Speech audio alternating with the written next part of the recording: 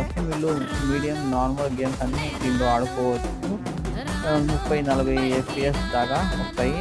మీరు ఎక్కువ ఇంకా గేమ్స్ ఆడాలంటే మీరు దీంట్లో గ్రాఫిక్ కార్డ్ యాడ్ చేసుకోవచ్చు. ఫ్యూచర్లో గ్రాఫిక్ కార్డ్లు కూడా ఏమంటే మీరు దాదాపుగా మంచి గ్రాఫిక్ కార్డ్ దాకా యాడ్ చేసుకోవచ్చు.